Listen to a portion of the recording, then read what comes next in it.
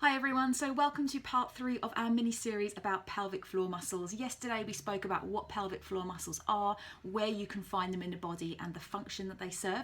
Today I want to talk to you about some of the risk factors, so what kind of things can make the pelvic muscles weaken and what kind of people are probably most at risk of this happening. So the people most at risk, as you might expect, are pregnant women. The growing weight of the baby is just bearing down on the bladder, which is pressing into the pelvic floor muscles, so those muscles are being kind of put under additional strain there.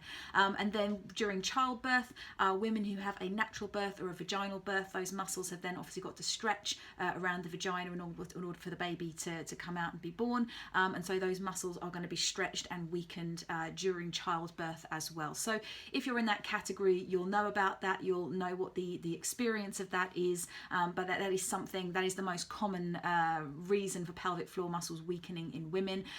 But something else that people are less aware of are people who've had to have any kind of gynecological surgery if you're a woman, or prostate surgery if you are a man. I mean, if you have experienced that already, no doubt your surgeon or your GP will have had a chat with you about that, and you may already have experienced some of those things. But maybe you are a woman or a man getting a little bit older, and those are issues that are now coming into play a little bit more in your health and that you might want to be aware of. And as always, the stronger your pelvic floor muscles are to start with, the less ground you have to travel if they do become weakened for any particular reason. But these are kind of the top end there, the highest risk categories. But there are lots of other slightly lower risk categories that actually more of the general population are going to be concerned with. So if you are experiencing a lot of back pain, that can be a sign that this base of the core that we talked about, your pelvic floor muscles, are weak. You need all four parts of that square to be working strong and equally. And if your pelvic floor muscles are weakened, then other muscles in your body, usually in the back, are going to take the strain instead. So if you're experiencing a lot of back pain, it may be something to do with pelvic floor muscles. It might be worth investigating. Have a chat with your doctor about it.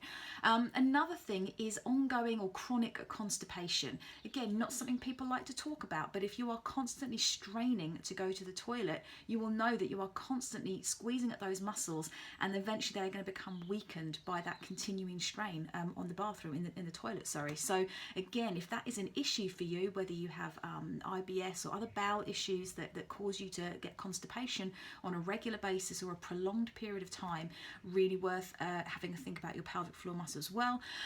Next category is people with chronic coughing or sneezing. Sounds really bizarre, doesn't it? But again, the abdominal pressure is being put under strain by that constant coughing and sneezing. So for example, asthmatics and smokers are people who are at risk of weak pelvic floor muscles, and maybe people with allergies who sneeze an awful lot.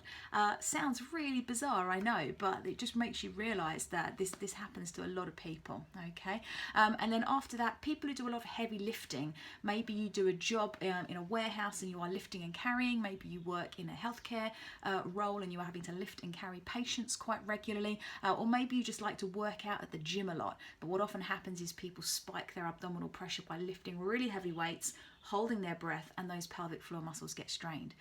So that is a real whistle-stop tour of just some of the main groups of people that suffer with pelvic floor problems, and then actually how people more in the general population might be affected by them as well. So I hope that shed a little bit of light and made you maybe think about yourself or somebody that you know, and have a think about whether you fall into one of those categories or whether you think you might do in the future.